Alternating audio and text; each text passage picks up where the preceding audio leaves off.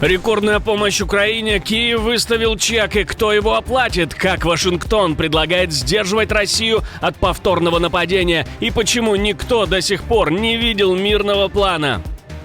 Россия бережет элитные войска для вторжения. Успеет ли Европа подготовиться? Бросит ли альянс меньших партнеров? Это заявление шокировало всех. Эксклюзивный комментарий из Берлина. Москва экстренно вооружает теневой флот. Как теперь будет выглядеть борьба с Кремлем на море? И почему власти призывают не паниковать? Скандал в администрации президента. Заговорил тот, от кого не ожидали, и раскрыл правду про всех. Что будет теперь, когда Белый дом оправится от шока? Тайная переписка с диктатором больше не тайная. Премьер-министр страны НАТО прямо сказал, что ему пообещал Путин и что он должен сделать за гарантию безопасности от Москвы. Об этих и других главных событиях вечера среды, 17 декабря. Самые важные и срочные новости, эксклюзивные подробности. Вы смотрите информационный выпуск «Нехта». Оперативно о событиях в России, Беларуси, Украине и мире. Раньше и понятнее других. Все, что нужно знать сегодня. Украинские дроны нанесли мощный удар по крупнейшему НПЗ региона. В Славянске на Кубани вспыхнул пожар. Региональные власти утверждают, на территорию НПЗ упали обломки беспилотника. Как обычно, загорелись технологическое оборудование и трубопровод, повреждены всего 2 высоковольтные линии. После атаки без света оказались около 40 тысяч человек. Власти говорят, в отдельных районах города электричества нет, восстановление ориентировочно до 12 часов. Минобороны России заявляет, что за ночь якобы сбило 94 дрона над 6 регионами и акваториями морей. Судя по всему, где-то горит еще. Рекордные деньги на Украину есть, а вот гарантий на завтра нет. Министр обороны Украины на заседании Рамштайна заявил, 2025 год стал рекордным по международной помощи, и если партнеры выполнят обещание, общий объем поддержки дотянет до 45 миллиардов долларов, максимум с начала полномасштабной войны. И Киев попросил немного денег у партнеров, всего несколько миллиардов. Но главный разговор уже про 2026 год. Общий объем оборонных потребностей Украины в 2026 году составляет 120 миллиардов долларов. Украина может покрыть половину этой суммы своими ресурсами, но 60 миллиардов долларов должно поступить от партнеров. Приоритеты – стабильное финансирование армии, усиление ПВО, развитие украинского производства дронов и поставки боеприпасов, включая дальнобойные. Отдельно механизм PURL, который связывает Европу и США. На него в 2026 году нужно будет 15 миллиардов.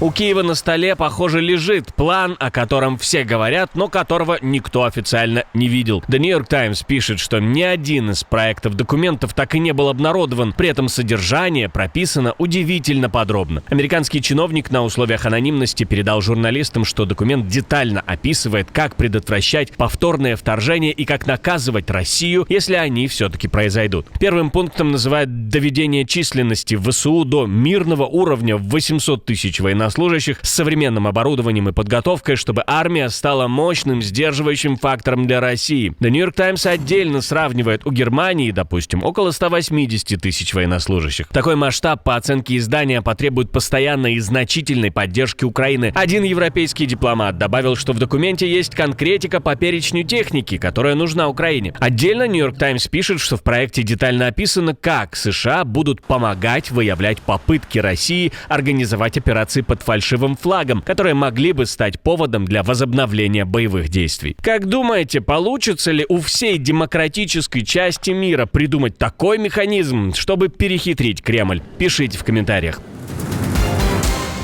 Все плохо настолько, что нужно срочно принимать меры, и Кремль решает провести апгрейд своих серых схем. Улучшение прошло самым неожиданным образом. На теневом флоте России появилась новая деталь, которую в Швеции решили не замалчивать. На борту танкеров, по их данным, теперь есть вооруженные военные. При этом, как передают шведские медиа, власти призывают не паниковать, но объясняют, что именно происходит в море.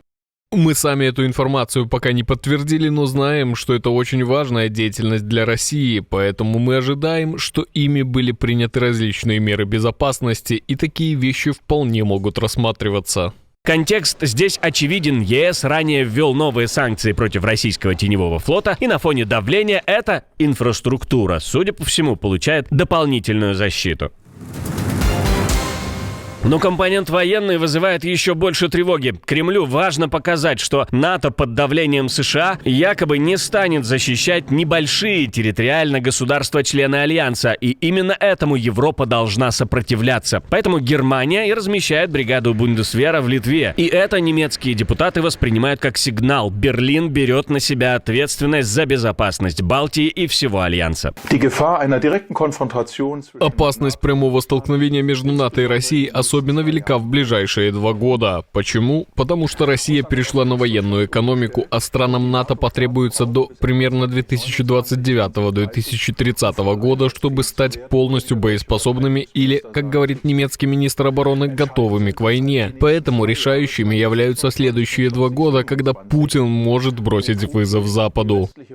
По словам Кизеветера, Россия ведет войну сразу в нескольких измерениях. Первое – удары по гражданской инфраструктуре, прежде всего по энергетике. Он утверждает, что около 70% украинского энергопроизводства находится под угрозой. Второе – гибридные атаки за пределами Украины, саботаж и искажение информации в странах Балтии, Польши и Германии. Третье – дезинформация и фейки как отдельный поток. И еще одна тревожная деталь в его подаче. В Украине Россия в основном использует уголовников и добровольцев из отдаленных регионов, а не полностью оснащенную армию, которую нарастили за последние 3 года военной экономики. Кизеветер утверждает, что у России есть сотни ракет в резерве, новые танки и артиллерия, и все это якобы не применяется в Украине. Поэтому, говорит он, нельзя судить о реальных возможностях Москвы только потому, как она воюет сейчас.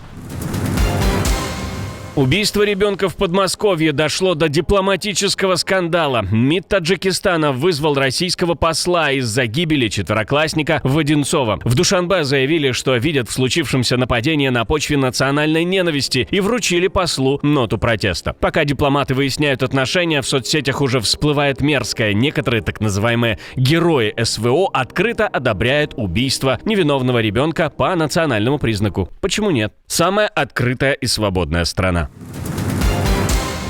Масштабная утечка информации, огромный массив правды от одной из ключевых личностей в администрации президента. Скандал в Белом доме. Вокруг Трампа снова всплыло интервью, после которого Белому дому пришлось оправдываться. И дело не только в резких формулировках. Там прозвучала оценка, которая напрямую касается войны и намерений Путина. Глава аппарата Белого дома Сьюзи Уайлдс в разговоре с Vanity Fair утверждает, Трамп считает, что Путин хочет не кусок территории, а всю Украину. По ее словам, Трамп уверен, что способен добиться чего угодно и не склонен себя ограничивать. Дальше оценки становятся еще жестче. Уайлдс описывает Трампа как человека с личностью алкоголика, резкого, импульсивного и зависимого от конфликтов. Джей Ди Венса она, по ее словам, считает сторонником теории заговора и утверждает, что тот поддержал Трампа не из убеждений, а ради карьеры. Илона Маска Уайлдс называет странным и нерациональным человеком и даже заявляет, что он активно употребляет кетамин. При этом она выступила в защиту USAID и сказала, что читала документы Эпштейна, имя Трампа, по ее словам, там действительно фигурирует. После выхода материала Уайлдс заявила, что журнал вырвал ее слова из контекста и создал искаженную, намеренно негативную картину работы администрации. Уайлдс 68 лет, она была ключевой фигурой кампании Трампа в 2024 и стала первой женщиной на посту главы аппарата Белого дома. Журналист Vanity Fair, как утверждается, общался с ней около года.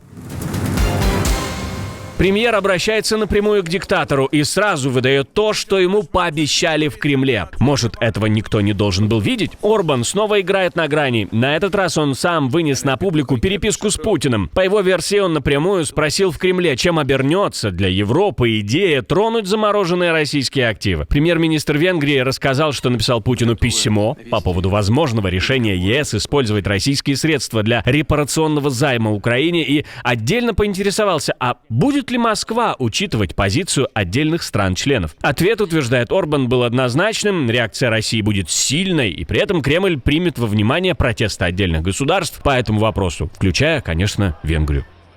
Венгрия соблюдала принцип лояльного сотрудничества в вопросе замороженных российских активов. ЕС в ответ лишил Венгрию ее прав. Это означает отказ от принципа лояльного сотрудничества в дискуссии о санкциях и создает опасный прецедент. Неприемлемо. Орбан повторил свою линию: Будапешт не поддерживает использование замороженных активов, потому что это, по его словам, станет новым уровнем эскалации. Параллельно Орбан написал в X, что ЕС якобы лишил Венгрию ее прав, нарушил принцип лояльного сотрудничества в дебатах по санкциям, поэтому он больше не считает этот принцип обязательным для Венгрии. Евросоюз во тьме. Официальный представитель российского МИДа выключила Европе свет. Тем временем в Европейском Союзе начинается волна экономии даже на рождественской иллюминации. В городах Европы вынуждены отказываться от праздничного освещения улиц. Это не значит, что там их вообще не будет. Конечно, нет. Будет. Просто меньше. Нету достаточно средств на оплату электроэнергии. Это действительно погружение Европейского Союза в тьму во всех смыслах этого слова. Захарова сказала, Инстаграм показал обратное. После ее заявления в соцсети завирусился тренд. Русскоязычные жители европейских городов массово выкладывают видеооткрытки с праздничными улицами и накладывают на них ее брифинг. Лондон, Берлин, Барселона, Милан. Картинка одна, огни горят, тьма не наступила. Выкладывайте, к слову, и видео из своего города. Откуда вы нас смотрите? Есть ли там свет? Или там есть Захарова? И тут самый неприятный контраст. Пока Захарова рассказывала про экономию на свете в ЕС, в самой России, по подсчетам новой газеты «Европа», за январь-октябрь зафиксировали почти 4200 отключений электричества на энергообъектах. На треть больше, чем годом ранее. В 467 случаях причиной назвали атаки беспилотников. То есть во тьму все чаще уходит не Европа, а российская электросеть. Но проблемы, конечно же, есть. Парижский Диснейленд на выходных превратился в свалку. Сотрудники клининга устроили забастовку из-за плохих условий труда. Уборку остановили, и парк очень быстро захлебнулся в мусоре. Посетители снимали видео и жаловались, что магия Диснейленда закончилась вместе с чистотой. Тысячи людей заплатили за дорогие билеты, а получили переполненные урны, мусор на дорожках и грязь в зонах отдыха. Отдельное спасибо, что досмотрели до конца. Спасибо за ваше доверие. Жду развернутых комментариев, лайков и репостов. Это важно, чтобы нас становилось больше. На этом пока все. До новых встреч и хороших вам новостей.